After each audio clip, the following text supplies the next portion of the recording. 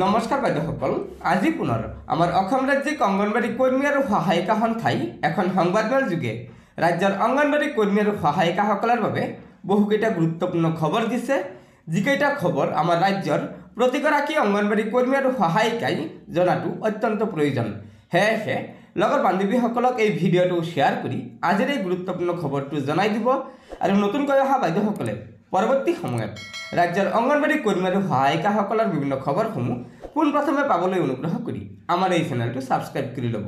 গতিকে বলক আমি আগবাঢ়ি গৈ আজিৰ এই গুৰুত্বপূৰ্ণ খবৰটো জানি লওঁ। আমি অসম ৰাজ্যিক অংগনবাড়ী কৰ্মী সহায়িকা সন্থাৰ আহ্বান মৰ্মে আমি যোৱা 15 ফেব্ৰুৱাৰীৰ পৰা 23 ফেব্ৰুৱাৰীলৈকে আমাৰ প্ৰকল্প বিষয়ৰ কাৰ্যালয়ত আমি নানান ধৰণৰ প্ৰতিবাদ অসহযোগ আন্দোলন কৰি আহিছোঁ। কিন্তু অসহযোগ আন্দোলন কৰি থকাৰ মাজত আমি কোনো ধৰণৰ চৰকাৰৰ পৰা একো সদিচ্ছা প্ৰকাশ পোৱা দেখি নাপালোঁ। কিন্তু তেওঁলোকে ভাবিব নোৱাৰিব যে আমাৰ এই অসহযোগ সমাপ্ত হৈছে। আমাৰ অসহযোগ সমাপ্ত হোৱা নাই, ইয়াৰ ধাৰাহে আমি বদলি কৰিব বিচাৰিছোঁ। সেই ধাৰা অনুসৰি আজি আমি আপোনালোকক মাতি আনি এক সংবাদমেল ইয়াতে প্ৰস্তুত কৰিছোঁ। তেওঁলোকে বুজি উঠক যে আমাৰ অংগনবাড়ী কৰ্মী সহায়িকাসকল আজি কিমান দুখত আছে বা তেওঁলোকে অভাৱত কেনেকুৱা ধৰণৰ ক্ষোভিত হৈ পৰিছে। গতিকে মই ক'ব বিচাৰিছোঁ যে আমি ইয়াৰ পিছত যি জংগী আন্দোলন ল'বলৈ মনস্থ হৈ আছোঁ, সেই জংগী আন্দোলন গঢ়ি নুঠাৰ আগতেই অসম চৰকাৰে যেন অসম ৰাজ্যিক অংগনবাড়ী কৰ্মী সহায়িকা সন্থাই বিচৰা ধৰণে সকলো ধৰণৰ প্ৰাপ্য দিব বুলি আশা কৰিছোঁ। আমাৰ সঞ্চালক মহোদয়ে আমাক যি আশা দিছিল, অসম চৰকাৰলৈ যি প্ৰস্তাৱ আগবঢ়াইছিল, সেই প্ৰস্তাৱ অসম চৰকাৰে কাৰ্যকৰী কৰিব লাগে। সেই প্ৰস্তাৱত আছিল যে আমাৰ অংগনবাড়ী কৰ্মীৰ 12,000 টকা, মিনি কৰ্মীৰ 10,000 টকা আৰু সহায়িকাসকলৰ বাবে 7,000 টকা।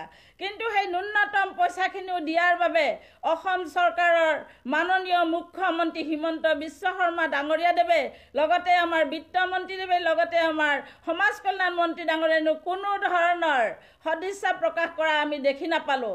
সেয়েহে আমি অতি দুখিত হৈছোঁ।